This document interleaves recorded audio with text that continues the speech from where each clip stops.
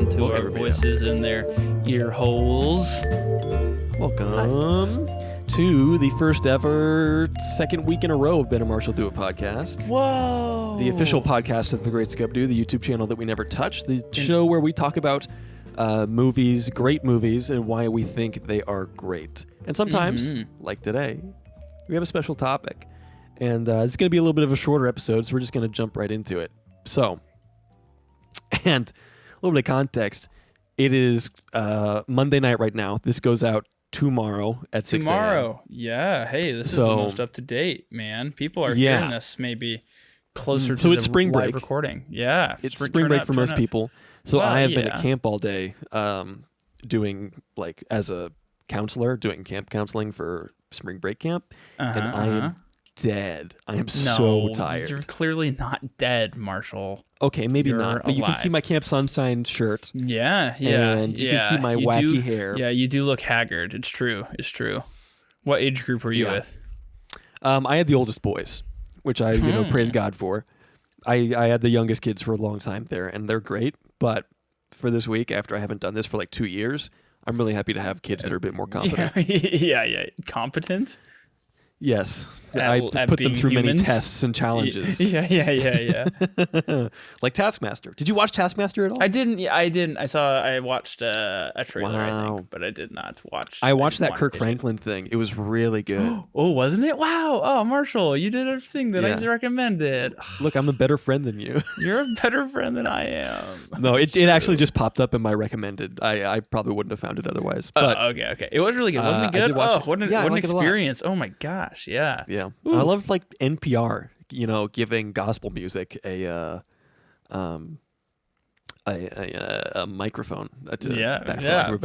Shout out Tiny Desk concert, Black History Month. Big fan. Cool stuff. Yeah. So this week we are not talking about a specific movie. We have a topic, and what is that topic, Benjamin? Our topic of the week is, I really wanted to come up with something funny in the moment, but I'm just going to say what it is. The topic of the week is best, competent, fine. I don't know what our parameters are here, but books adapted to movies is the topic of the week. I don't know where we're cutting it off. Are we only talking about good ones? I guess we could see how much time we have. We'll kind of go. We'll kind of go, and then we'll see. I can see the time, so we'll figure it out. Yeah. So I didn't do much research for this, and by I didn't do much research, I mean I just a few minutes ago looked up best books that have movies. Oh, okay. And the ones that I know, I'm going to talk about. So here's another question before. I'm sure our listeners out there are thinking, let's give them like 5 seconds. Listeners, think your favorite book to movie adaptation. Turn to the person sitting next to you and tell them what it is. It doesn't, earbuds out, tell them this is the best book to movie adaptation. Pause the podcast. Yes. Okay. Real quick, I'm actually going to... I give you time to pause the podcast thinking of the best book to movie adaptation. Here's a question for you and I, Marshall, is to talk about them, do we need to have read the book before I tell you the best book to movie adaptation? I feel as though I need to have read the book before I can say it's the best adaptation, but that's just me. I think it would be easy to look at a list of movie adaptations, book to movie adaptations, and be like, oh, yeah, that's a good movie. But what if I haven't read the book? Are we allowed to talk about it? What do you think? I think a little bit of both, maybe. Okay. We'll find out. We'll try to stick closer to ones that we have read, but if there's movies that we know have been adapted and we know like maybe a little bit about, then we can talk about that for sure. Okay. I'm just going to put a short pause, and I'm going to put the question in my story. Where do we start? Are your favorite? I think I'm going to save. Movies? I'm going to save the best, my personal opinion, best book to movie adaptation until the end of the show, unless you poach it at some point. Maybe we go back and forth, starting with like pretty good ones, and then we move up to our favorite, and we see if we accidentally poach the favorite of the other person. Okay. I don't know that I have a favorite necessarily. We've already talked about one that I think is really good on the show. Oh, what's because, that? again, I haven't thought about this very much. I might have a specific favorite book that was a movie. Or the other way around. But I don't know necessarily. So let me just start going through. Oh, you know what? based on this list right here, I can immediately tell you what my favorite is. So don't say it yet. You save it to the end. Save it to the end. Okay. Who wants to start off with good ones? I'll start off with one that maybe not everybody has read or seen, but they should.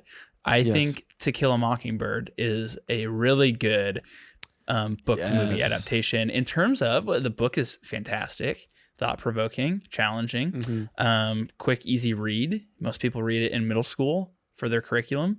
And the movie is super enjoyable to watch too. And timeless, holds up to the test of time. Everybody should go. If you probably, I bet that's maybe one of the, at this point, I bet more people have read the book than have seen the movie just because it's an old movie. If they didn't read it in school and watch the movie, they at least have like probably read it in school curriculum. So I'm gonna say that's a good one to start off with. That maybe listener out there, you haven't seen the movie of To Kill a Mockingbird, go do it. Go watch it. It's a good one. It's really good. Gregory Peck is fantastic in the role of Atticus Finch. And I know that like these days there's a little bit more conversation about the slight white saviorism of the story, which sure, and I get that and I can see that, but I think it's still a really important story about race and about race in that time specifically. Yeah. Race, justice, what's fair, what should be fair, what's injustice, what does that look like? I think one that many people have read and I think we could all go back to after this past year and read again and probably look at it with slightly different viewpoints. So I'm glad I started with that one. I'm pat on the back, Ben. Go you. Good recommendation. Marshall, your turn. How about let's go big. Let's talk about Harry Potter. Oh, okay. Yeah. I bet a lot of people, when I told them to think and turn to the person sitting next to them, I bet a lot of people, I think that's a one that comes to your brain quickly. But yes, have you read the Harry Potter books? I have read all of them. Yep. I have. Have you? Okay, so have I. Yes. Oh, good. Oh, great. I have not read The Cursed Child. I have not either. That came out way past my time. Yeah, I haven't either. Yeah, I think I finished them probably in like 8th grade or something like that. I think it's when I distinctly remember reading Goblet of Fire in 2nd grade. What? On your own? Yes. Like you were sitting reading it at night? Yeah, I have the specific memory of being in my 2nd grade classroom. And I don't remember the teacher's name, but I was at Rousseau. And I'm in my 2nd grade classroom. I'm reading Goblet of Fire. And I know it was Goblet of Fire because I was terrified of the scene where the Death Eaters attack the World Cup or whatever it is. Yeah. Freaked me out, scared the living daylights out of me, and I had to shut the book and put it down. Because as a 2nd grader, I was like, "Oh my gosh!" Yeah. Which I read that now, it's probably super tame, but yeah. It's especially if you've had seen the movie too. Like the imagery is maybe a little creepier than. I had not seen most of the movies. I think I'd only seen the first 2 because they're like the most childlike ones. Yeah, definitely the and even then, we're fast forwarding past the basilisk, and all the scary stuff and everything. Okay. Huh. So now at this point, how many times have you gone back and watched the Harry Potter movies? I don't know. I wouldn't say that I'm a huge fan. Like. I think they're good, and I enjoy them. Yeah, sure. Okay. I like the later ones a lot better than the earlier ones. I think they get better, weirdly and amazingly. I think they get better as they go along. The movies? Yeah. Yeah. I think the Deathly Hallows 1 and 2 are still like the best ones in my opinion. I think Half-Blood Prince might be my favorite. Half-Blood Prince is good. I think Goblet of Fire is really fun, just because it's like it's super deep in like the wizarding world of it all, which I think is pretty fun. It's also very silly. It's silly.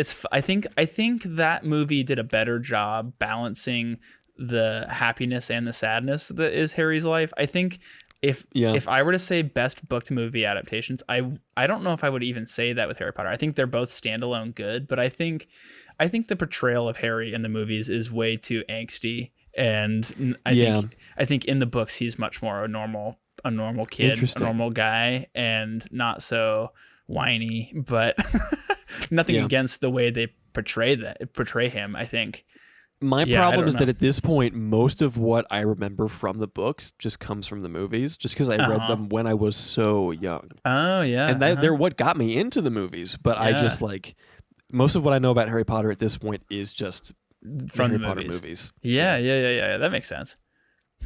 Wow. Yeah. I think they did. I think that you out of like all of the to have like the standalone of the movies stand up so well. I think for a book to movie adaptation is really phenomenal. I think like as a book series, it held a lot of, it was like a heavy hitter as a book series, and it's also a heavy hitter as a movie series. Like I think I enjoy them all. They like enjoy both mediums, and I think the artistic licenses they took in the movies like makes them enjoyable. And like I've had so many Harry Potter marathon binges with people, and I think it's like definitely a classic like fall, like summer turning to fall and then into winter. Like I just crave watching a Harry Potter movie. Yeah, probably, I don't know, Halloween probably plays a role with that. Yeah, I guess. Like and also I guess like most of the movies and books it's them going back to school. So like back to school happens and it's kind of like the school year, which is the fall, the winter, and the spring. So you know what it is, Ben? I think that the reason that that's a thing is because of ABC Family. I think ABC Family played them every single fall. Well, now it's Freeform. Yeah. When they did this, it was ABC Family. Yeah. And I think that they played them every fall, but they didn't ever play any of the later ones really because they were too adult or anything, or they didn't have the rights or something. And I remember thinking about that. It's like, but those are the ones I don't want to watch. What? I don't want to watch the, the Sorcerer's Stone. Young ones? Yeah. Get that crap out of my eyes. But talking about like the difficulties of adapting a novel to the screen. Let's talk about one of the big ones that I think weirdly it cut a lot out, but I think I myself prefer the film versions vastly. Oh, I know what you're gonna say, and you're gonna steal my top pick. But go ahead. Is it The Lord of the Rings? Yeah, that's my top pick. Yeah. No, yeah. Well, then you talk about it.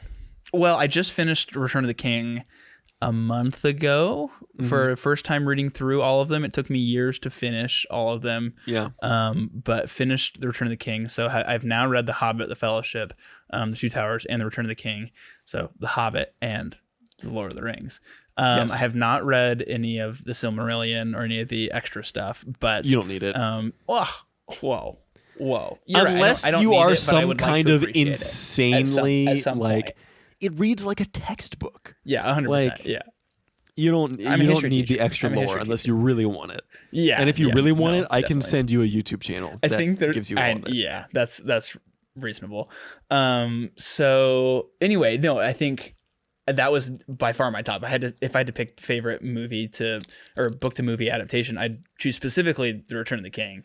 But really, oh my gosh, yeah, 100%. I think. Well, even if you just look at like the awards it won, like, I think it stands above the other ones. But also, like, I think probably even within like the adaptation out of all of them, like I think I appreciate The Return of the King. But what you were saying, we can go back to this, Marshall, is that I think they definitely, speaking of artistic license and adapting things, they did adapt and change the books to the movies in like the spirit of Tolkien, and I think they did a really good job trying to imagine the spirit of Tolkien. Like they had like all the writers had read the books, like most of the actors had read the books or were off. There's lots of behind the scenes of like Peter Jackson shooting, and he's like flipping through the Fellowship of the Ring, trying to find the specific page of like, oh, is this exactly what we're looking for, or like, what are we doing here? Yeah. Oh my gosh. Like the dedication is insane.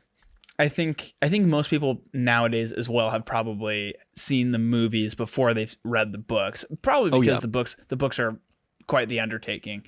They're not very long, but they're so dense. They're very dense. They're very descriptive. It takes a little bit to read it for sure, which is really beautiful. I really appreciate that, and which is also why the movies turned out so fantastic. Is there's such a world to build out of. I mean, Tolkien wrote the books after writing the language. Like he came up with the language and was like, I need a backstory for the language, so I should like write this backstory. So yeah. Have you watched the movie Tolkien? I haven't yet. No, it's been on my list. Neither have I. We should watch that together. Okay, I'm down. I heard it was really, really great, but didn't get like a lot of praise. I heard it was good, at least, which I'm down for. I'm not usually a huge fan of biopics, but I like Tolkien, so yeah, let's check it out. Yeah, he's a super interesting guy. So yeah, wrote the books as a backstory to the language, which is insane. Like he also crazy. wrote it. He also wrote it as like there was no folk story for England. Like, you get you get folk stories from like the Greeks, or like background stories, or like the Romans, or like in Scandinavia you get like Beowulf and things like that. But the English King Isles, Arthur, but I guess that's pretty broadly legit. Sure, yeah. But it's not like an origin story of like the earth or like the world with like sure.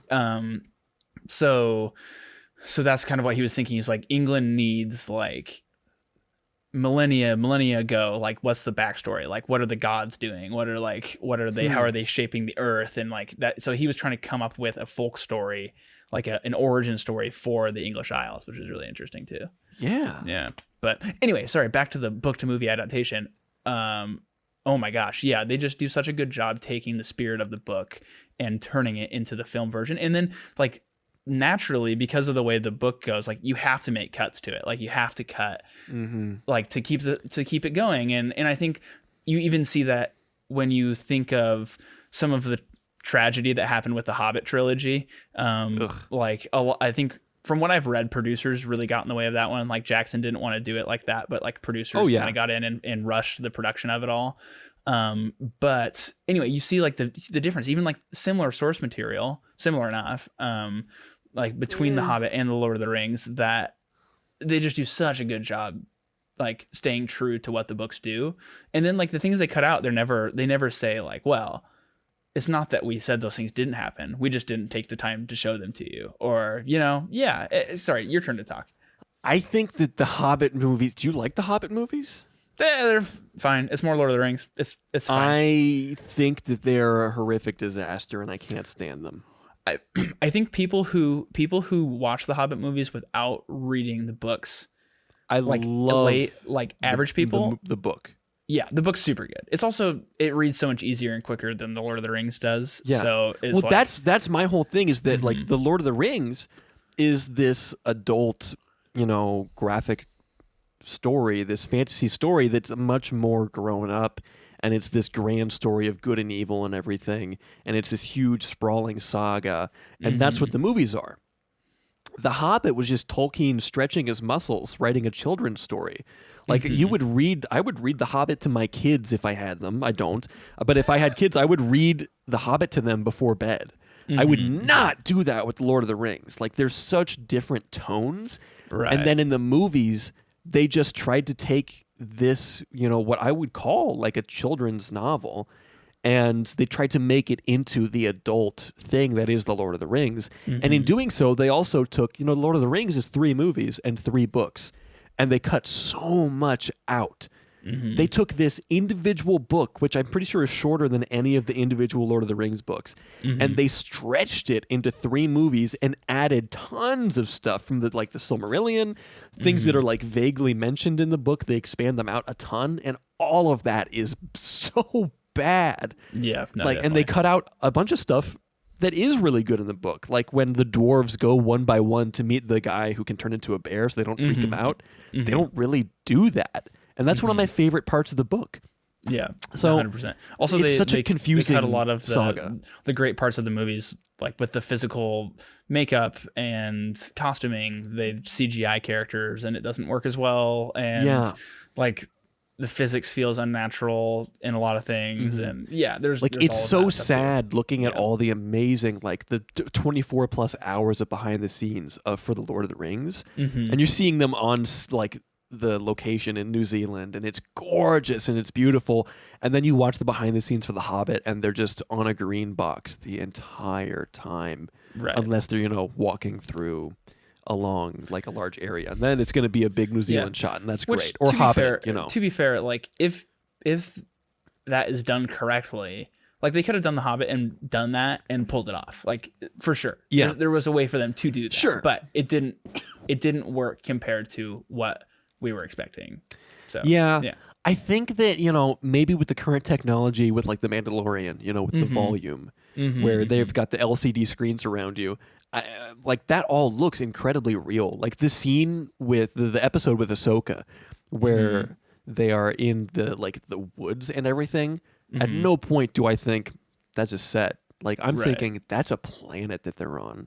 Yeah. And I think that with that technology they could do it, but I don't think with green screen that it can work, because you're always going to get just slight weirdness, the actors aren't going to really know what they're doing. And I think that there's just something special and specific, and just it feels more real and tactile in the Lord of the Rings. And you know what? Another huge part of that, I think, is the difference between shooting on film and shooting digital.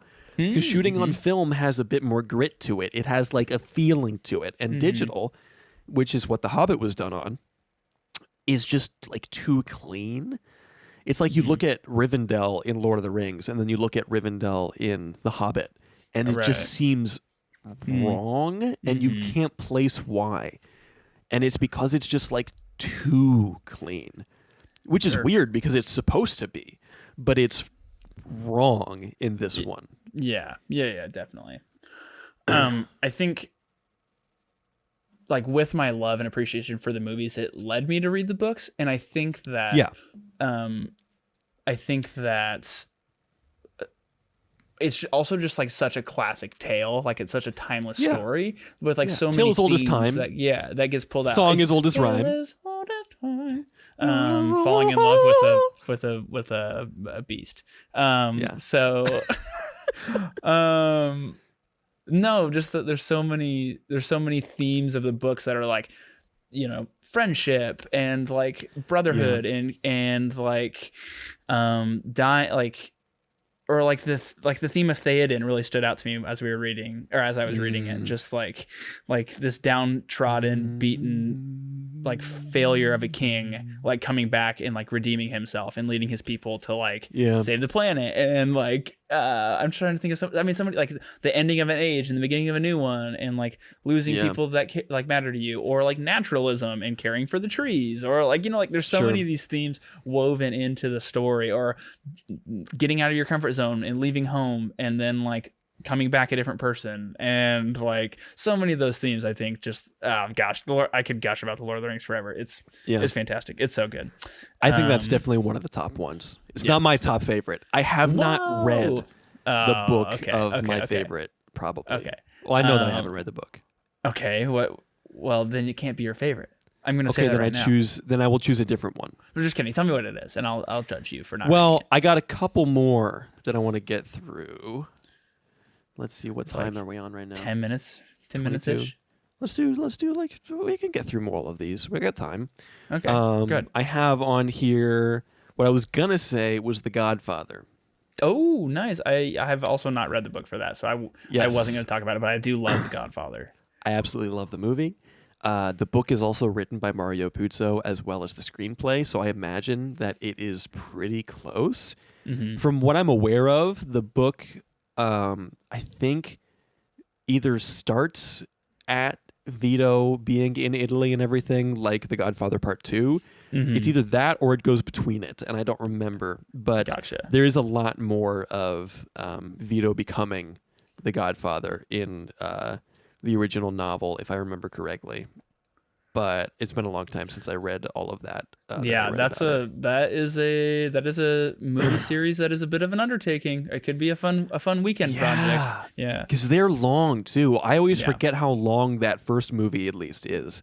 Yeah, but until I watch it and I'm like, oh, this is like 3.5 hours long. Yeah, the rewatchability of it is. Gosh, it's so good. It's super good. It also you can't. It's such a period piece, but also you can't tell how old the movie is because it came out in the 70s? No. 80s? 72. 72. It doesn't feel that old at all as a movie. Yeah. And there's something that's always fascinated me is the difference between film stock between different movies. Because this came out in 1972. This movie looks visually a lot better than Star Wars, which came out in 1977. Yeah, right. Like, Star Wars has 5 years on this movie, and Star Wars looks like way older. Yeah. It's so bizarre. I don't understand the technology behind that, but there's probably a reason. There's definitely, of course, there's probably a reason. Of course there is. Yeah. Here's what one. Else? Dracula. Haven't seen it. Haven't read it. Haven't read it. I have read most of Dracula and seen most of Bram Stoker's Dracula. Okay. This is, and there's, a lot of different adaptations of Dracula. The closest, probably, quote unquote closest, is Bram Stoker's Dracula, starring Gary Oldman and Keanu Reeves. The book, I was just talking about this recently, actually. The book is an abysmal, boring book. It has a fascinating storytelling device behind it, a really interesting concept that has since been done way better. This is probably the first time this happened, though, or that at least notable time. But basically, the entire book is told through context. So the entire thing is like, so a little bit of context of the book. The story is basically that this guy, who's like an estate lawyer or something, Jonathan Harkness, who in the movie is played by Keanu Reeves, he goes to Transylvania he's sent by his company to evaluate the estate of this lord, this Count Dracula, who's kind of like, I don't know, an aristocrat, essentially. And it's all like really weird and creepy. And as he gets closer, like the wagon guy doesn't want to take him there. He won't go all the way up to the gate. All this different weird stuff. No one will talk to him at the inn or anything that he's staying at beforehand. All this weird stuff's happening. Doesn't put him off at all. He's an idiot. But then he eventually goes and he stays with Dracula and he evaluates the estate because I think Dracula is trying to like move to London or something, which is where this guy's agency is from. Okay. Keanu Reeves famously does one of the worst English accents of all time in this movie. It's so bad. It's not as bad as Kevin Costner in Robin Hood, but it's very bad. Okay. You got to watch some clips of this because it's really funny. It's up there as one of your favorite adaptations? This is what I'll say. The book is told through, that's the general like story. That's how it starts. But the book is told through context. So the entire thing is like Jonathan's journals and Jonathan's diaries and newspaper clippings and all this stuff. And you kind of get the story by reading between the lines of those things. And every once in a while, things will actually happen. And those are like really exciting and freaky and crazy. Like there's a point when Jonathan thinks that he sees something crawling on the walls, like a person crawling on the walls outside of the castle, and it's Dracula, but it's like terrifying and super scary. There's another time like he realizes there's no mirrors in the building in the castle at all. Nice. It's like, what the frick is that about? So he pulls out a mirror that he had with him to shave, and suddenly Dracula is behind him and speaks, and he realizes that he's not in the mirror. And it scares the living daylights out of him, and he accidentally cuts his face shaving, and a little bit of blood comes out, and Dracula pounces on him before like recoiling and going away. And it's like it's this really small but terrifying sequence of events. Fun fact: do you know why you can't see vampires in mirrors? Because something with sand. I don't know why. It is because mirrors, way back in the day, were made from silver. Silver. And silver is like one of the weaknesses, whatever. So they cannot be seen through this thing that is made out of silver. But regular people can.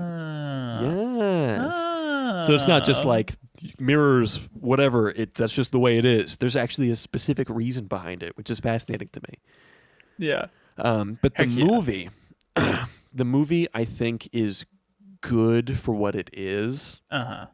It's not incredible, but Gary Oldman is Gary Oldman. He's honestly great as Dracula. It's kind of campy, That's cool. but he's really good. I really, at some point, I wouldn't put this necessarily at my best favorites, but I think this is a good one to talk about.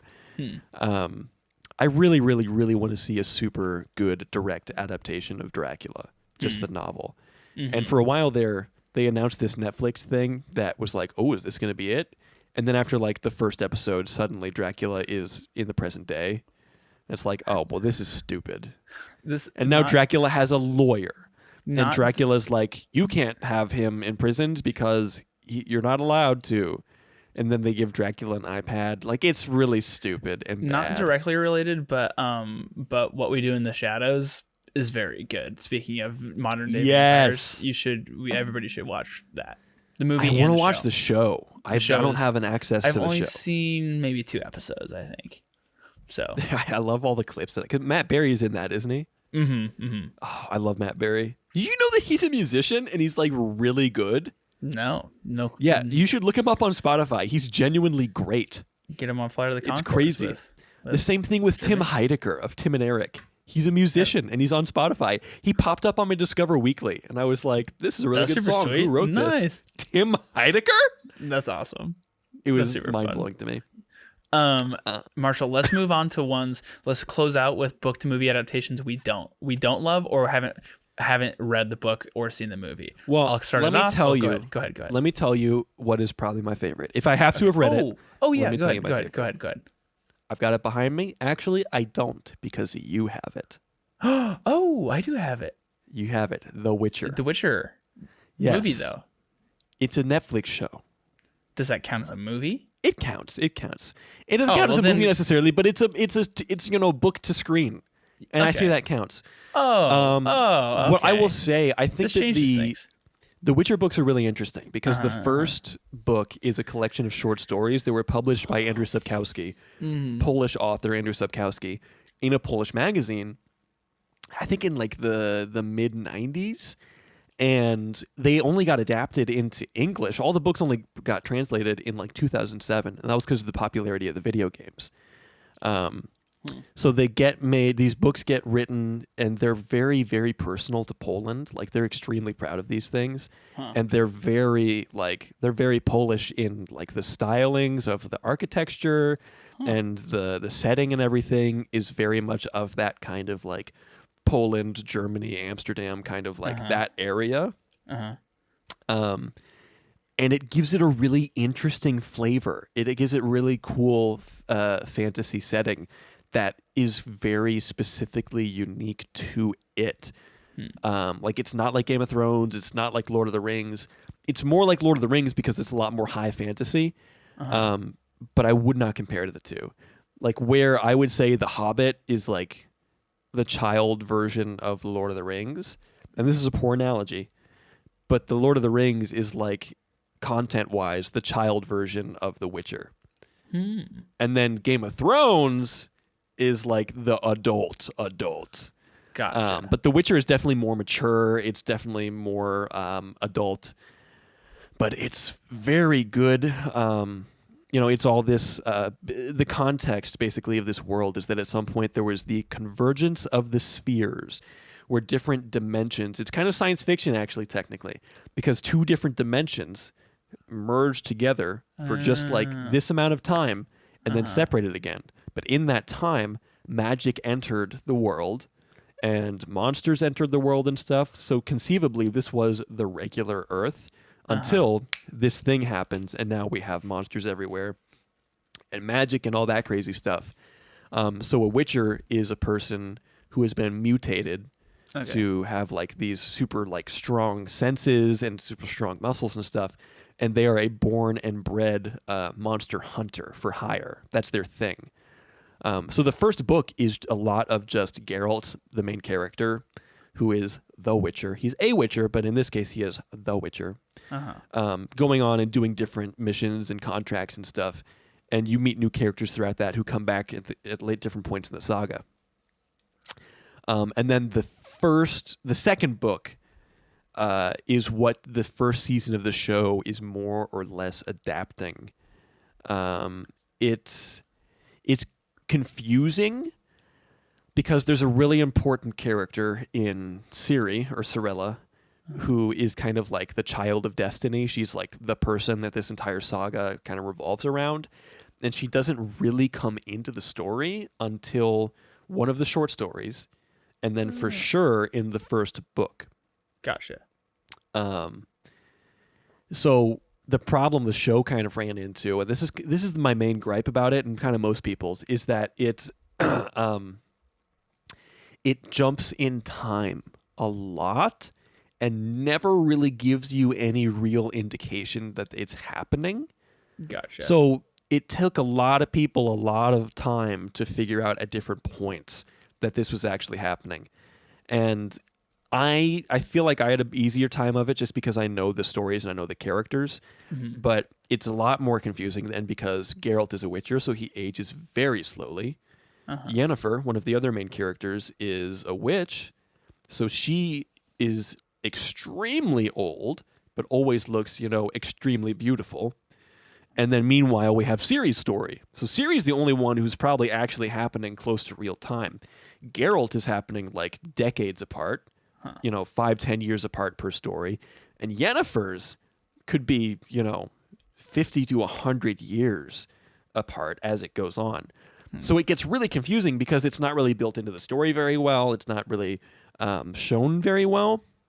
But luckily, I think it overall is a really good show. I like it a lot. There's some wonky CGI sometimes, but overall it works really well. And I'm excited for them to get that season 2 money. Because there is season 2 and it's coming and it looks really good. That's Henry Cavill, Superman, plays Geralt. And he's a hunk. So good. He's a real hunk. He's really freaking ripped. Dude, he looks so good in the role. He loves the books and the games. That's awesome. And so he was campaigning for the role when he got it. That's fantastic. I didn't know that. Huh, that's really interesting. Have you watched it? Nope. Oh, you should watch it. It's really good. So speaking of this, I think like in general, I like to read the book or the source content or whatever before I see the movie. Like it's a weird thing that I do. It's just like why I don't like skipping ahead in Assassin's Creed because I haven't like finished all the other Assassin's Creeds. It's kind of like that, but that with the doesn't books. mean anything anymore. Those games don't mean anything. The That's story, true. there's no through line anymore. At this point, that's Desmond true. died, and now it doesn't mean anything. Have you not played Assassin's Creed 3? Are you kidding me? Desmond dies? Well, if you make the choice that canon. Oh my god. How do you not? How would I possibly think that you hadn't played Assassin's Creed 3? Because I just told you I'm playing through them one at a time and I won't let myself skip through. I'm on Black Flag right now. Assassin's Creed 3 comes out before Black Flag? Yes. After? I guess I skipped Assassin's Creed 3. Oh my gosh. Then I don't feel bad at all. Dude. That sucks. The main character. Well, it's a no choice wonder it that doesn't you get matter to anymore. make. But the canon screw one it. is that he dies. I guess I'll just play whatever Assassin's Creed now. Did you not think that it was weird that Desmond wasn't pointless. the person going into the Animus in Black Flag? I guess. Yeah. Wow. Oh, Ben. That's crazy, dude. That's crazy. Yeah, he sacrifices himself in the Apple of Eden and some garbage. I don't know. Oh, that's so stupid. That storyline just got very complicated. It was so cool at the beginning, and then it was kind of got weird. Yeah. The first one, I remember playing the first one in 7th grade, and it was super cool. Yeah, it's a really fascinating super concept cool. that kind of died after Assassin's Creed Brotherhood. Yeah, Revelations is pretty good. That's lame. That sucks. Have you played Revelations? I played bits and pieces of it. I don't think I 100%ed it. I don't feel bad at all for what I've done here. No, I do not. But no, Edward Kenway, the main character of Black Flag, is the grandfather of the main character of Assassin's Creed 3. Oh, Connor okay. Kenway. Yes. Okay. Gotcha. So here's what happened: is I wouldn't finish the game, but I would go and watch all the cutscenes on YouTube and read. I would read Wikipedia posts about what happened. So you're right. You shouldn't feel bad. Have you seen the movie? No. Neither have I. I hear it's really abysmal. Really briefly, I want to say one thing. I want to say that if we're expanding it out like that, I like to expand it in another direction, which would be technically then comic book to film adaptation is a thing. Oh, absolutely. So absolutely. I'll skip talking about Marvel because we do that enough, or superhero things. But I think Scott Pilgrim versus the World. Pretty fun movie. That uses a lot of those styles in the movie. Yeah. I think everybody should take a time to watch that. Super fun movie. I've not really read the comics though, but I want to throw that out. Hellboy. Hellboy 1 and 2, the Guillermo del Toro ones. The first one kind of vaguely adapts the first volume of Hellboy. It's not super close to it. It doesn't lean into the very dark gothic humor, the dark gothic tone as much as it does kind of Guillermo del Toro's Del Toro is kind of like a dark Spielberg to me. He has that same kind of childlike wonder in a lot of his movies, but it's a lot more dark and realistic. He does like Sure. really cool fantasy stuff, which I think is interesting. And then the newer Hellboy had such potential, and I know some people like it, but I hated it. Oh, okay. I haven't And seen I either can't get anymore. more than like 20 minutes into it before I'm just like, this is bad. Okay. Invincible, which you can see behind me, is being adapted into an animated series, Oh, which cool. comes out later this month on Amazon Animated Prime. we're deviating all over the place. Animated series.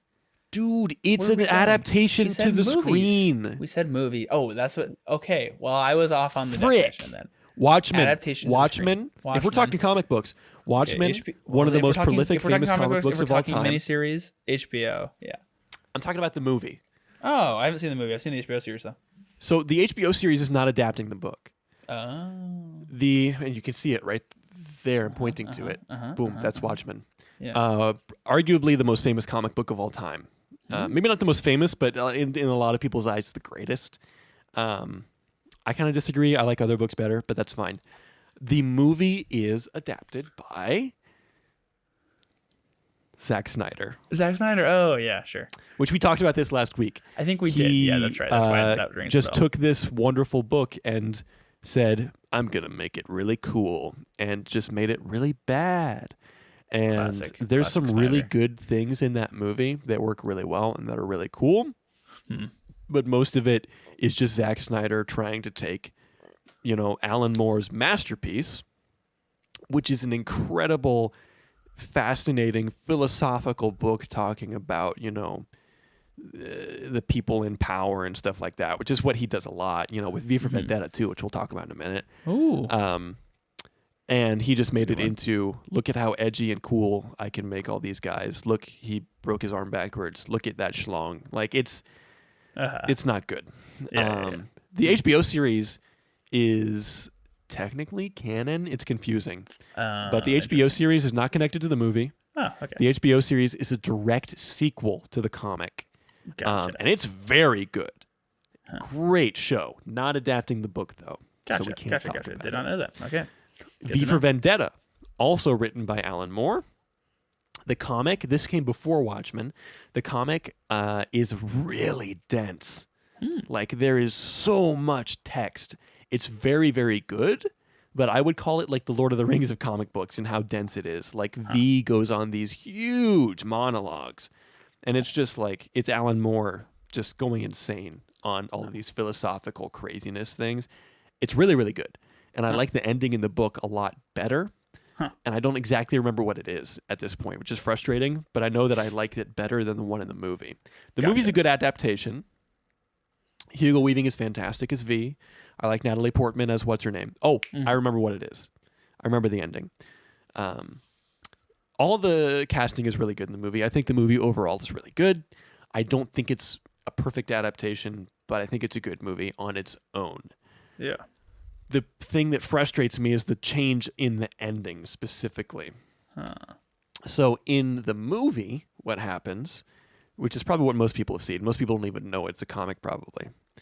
In the movie, what happens is at the end, I think V dies, just like in the book. And then everyone, all of England takes up his cause and puts on the Guy Fawkes mask and the hat and the whatever.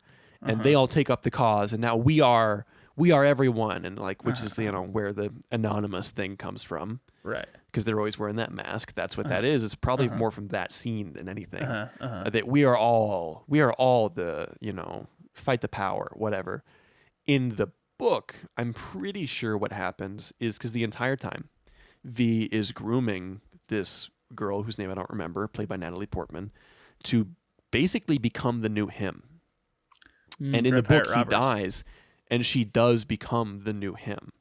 And it's really good, and it makes a lot of sense, but it's a lot less hopeful, which I think fits the story a lot better. Because it's even more so than Watchmen, is a lot more about like Big Brother and like the haves and have-nots and society and stuff like that. Which is why he's wearing the Guy Fawkes mask, because Guy Fawkes tried to, remember the 5th of November, the gunpowder treason and plot. He tried to blow up Parliament, So that's that whole thing. Yeah. It's a fun one. Yeah. There you Do go. I have any other comics? Comic book movies. I have the Lone Wolf and Cub manga, and those samurai movies are really good. They're kind of weird adaptations, but they're really fun. Oh, interesting. To get even further from the topic, I've read a lot of Full Metal Alchemist, and I've seen the entire anime. Okay. The first anime, Full Metal Alchemist, does not adapt it perfectly because the manga was not completed. So at a certain point, it veers off. They did it again, Full Metal Alchemist Brotherhood, and that one follows it to a T. Fantastic show. It's a really good gateway anime, actually. If you want to watch anime, I would highly suggest Full Metal Brotherhood. Okay, cool. But yeah, there's a lot. For comics, we could talk a long time just because, I've Batman Begins opened up is a whole vague nest. adaptation of Batman Year One. All these different things.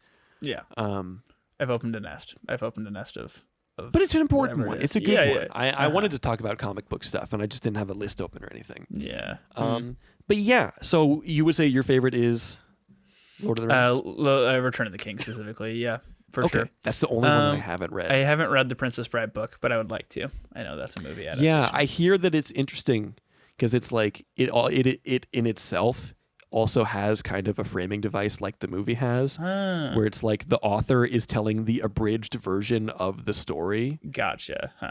Yeah, so it's like we'll skip along past that, like all that kind of weird stuff. That's super funny. That's really funny to me. I would like to read it sometime. We'll have to. I feel like it's really hard to adapt a funny book. A funny book into a funny movie. Yeah, because like you're reading a book and you have the delivery in your head and it makes sense. And then like, have you read Hitchhiker's Guide to the Galaxy? I've not read that. I have. That's an accomplishment. It's a big one. I have read it. It's a really good book, and there was a BBC series that adapted it pretty close. But the movie with Martin Freeman, I like the movie on its own. As an adaptation of the book, it's a little rough. Gotcha. Yeah. Yeah, that's somewhere deep down on my list of books I'd like to read. I don't really need to read it. It's fine. Yeah. I think we'll have to save bad movie adaptations later. Like, Yeah. The Hunger Games. Well, Murder on I the think Orient that's Express. generally the show. Mary I put out Poppins. on my Instagram at the beginning of the show if anybody had their favorite movie to book, or the other way around, adaptations. We got a few responses. Oh. One of these I did not know was a book. So thank you, Aaron, for throwing that one out there. We'll start with my friend and, fan of the show, friend of the show, Caleb Finneran. Oh, yeah. He also said Lord of the Rings. It's a good Caleb. one. I knew I trusted you. Swandu, a good artist friend of mine, said the Shawshank Redemption. Oh, yeah. I've not, because is Shawshank adapted from a novella? We didn't talk any Stephen King books. Shawshank That's true. Is that Stephen King? Yeah. Yeah. We didn't talk any of there's a whole list of Stephen King movies that I've read most of The Outsider. The HBO series nice. is incredible. Okay, cool. I've not seen Watch that. it. But yeah, Shawshank is really good. I don't remember. I don't think it's a full novel, right? It's a novella. It's one of his short stories, isn't it? Sure. Yeah, maybe. I don't know. I think so. I know nothing. I'd believe And then you if you said it confidently. Fed Coda, my friend Aaron, said Howl's Moving Castle. It's one of Studio Ghibli's movies, isn't it? I think so. I'm really going to eat crow if that's wrong. I don't know. Because, man, Ghibli fans kill. I'm going to look it up because I need to know. Okay. Howl's Moving Castle. Interesting stuff. This is some good lists, everyone. It's really Thanks for good. throwing it out. Appreciate you. Yes. Yeah. It's a fans. Ghibli. Okay. It's Miyazaki. I didn't know that was a book. Cool. The film is loosely based on the 1986 novel of the same name by British author Diana Wynne Jones. Loosely based. I know that name. Okay. Loosely based. Wow. That's really cool. Now I really want to watch that one. Well, cool. I don't think, unless anybody has said something since I refreshed. Nope, that's it. Great. That's been the show, more or less. Thanks for popping in, guys. It's a short episode, 49 minutes at the moment. I'm going to try to there you go. Put it up pretty soon. Cool. And the reminder, the reason we're doing this is because next week, which is the 16th, we are going to be talking with our friend Connor Brand about Man of Steel and Batman vs. Superman. Because on the 18th, Thursday, the Snyder Cut comes out. So then on the following Tuesday, the 23rd, we are going to talk about Zack Snyder's Justice League. So get ready, everybody. It's going to be a lot of Ben and Marshall content coming up soon. And it's on the up. Should Only be on good. the up. I'm excited about it. Yeah, me too. That'll be a lot of fun. Join us in watching those. Fun stuff. Yeah, tell us what you think about this weekly schedule too. If you like this weekly thing, we could try to do like one of these shorter topics on the off weeks and see if we think that's feasible. But Yeah. Cool. yeah. So thanks everybody for hopping in. If you want to reach the show, I don't have the show notes open, so I forgot about that. The most important part. That's what the off weeks are for. Off week. Less production. Yeah. If you want to reach the show, you can get a hold of us at Ben and Marshall, do a podcast on Instagram. I am at mparish_art everywhere. That is Facebook, Instagram, Twitter, as well as Twitch. Our YouTube is The Great Scup Do. We are still hoping to start streaming Cuphead at some point. My schedule is just kind of hectic right now. Yeah, I feel that. So hopefully we'll get to that soon. And it should be a good time. And you can email the show at benandmarshallpod@gmail.com. If you have any thoughts, tell us what your favorite book-to-movie adaptations are. We should have asked last week, but we didn't really have it fully planned out, and that's fine. That's okay. But People shoot us a love message, anyway. and next week we're going to be watching Man of Steel and Batman vs. Superman. Message us, email us, text us, whatever. I want to hear your guys' thoughts on those movies. They're divisive. They're very divisive. And I think that we might be a bit divided on them. We'll see. But I want to hear what you guys have to say about them. I'd be really curious to hear what our generous public has to say. Ben, do you have anything to plug? Do you have anything to say? Just my nose. Nice. Because this stinks. No, that's it. Beautiful. Yeah, love you all. Thanks for listening, everybody. That's been the show. I've been Marshall. I've marshaled Ben.